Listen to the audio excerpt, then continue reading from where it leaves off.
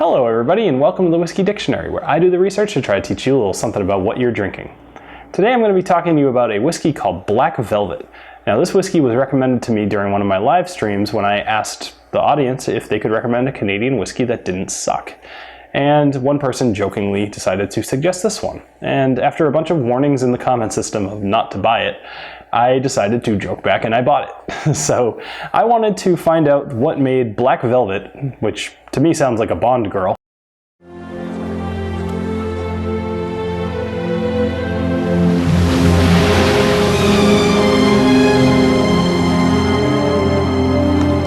the name that was chosen for this whiskey. And I wanted to find out a little bit more about it and see if it really was that bad. So stick around and I will teach you all about this Canadian blended whiskey.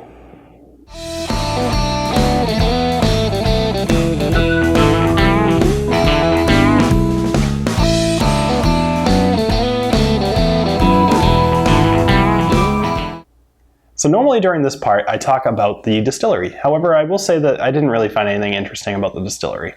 So instead, I'm going to tell you a little bit about the brand, because I found a couple of neat little things. So during World War II, specifically the Battle of Midway, submarine officers were only allowed to have this whiskey aboard.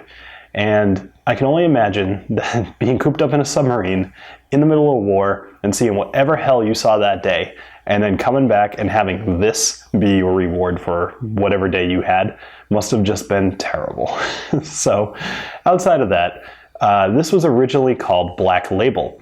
But when the master distiller first tried it, he tried a sip and he goes, that is smooth as velvet. So they decided to stick with the black theme and they ended up calling it Black Velvet. So that's where the name comes from. Now this distillery itself ends up having 4 different offerings. So they have their main line, which is 3 years aged. And then they have the Reserve, which is 8 years aged. And then they also have 2 flavored ones, which is Toasted Caramel and then Cinnamon Rush.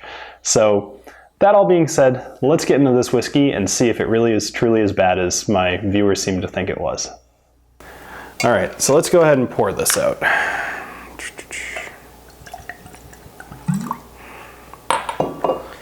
And give it a nose.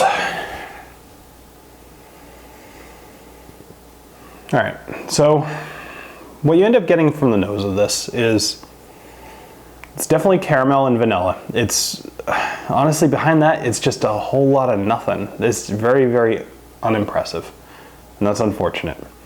All right, so let's go ahead and give this a try. Cheers.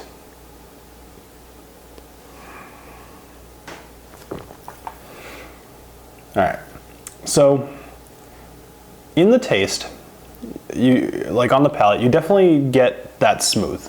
Now, actually, I would love to trash this whiskey more, but I don't think it really deserves it. It's exactly what it sets out to be. It's very smooth. It's got caramel. It's got vanilla, and then like almost like a fake caramelly taste. Now, I'm not saying that there is caramel flavoring in here, but just it's not like a good caramel taste. Anyway, so it's exactly what it sets out to be. I mean, this whiskey literally cost me $12.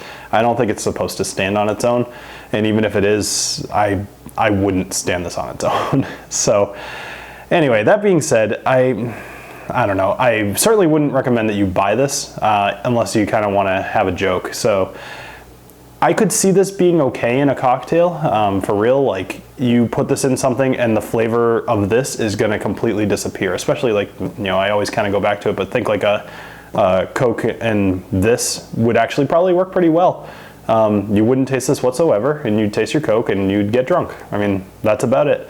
So anyway, would not recommend, even for the $12. I just don't think it's worth it unless you really need some whiskey. So that all being said, thank you very much for joining me here on the Whiskey Dictionary, and I hope you have a great rest of your day. Cheers.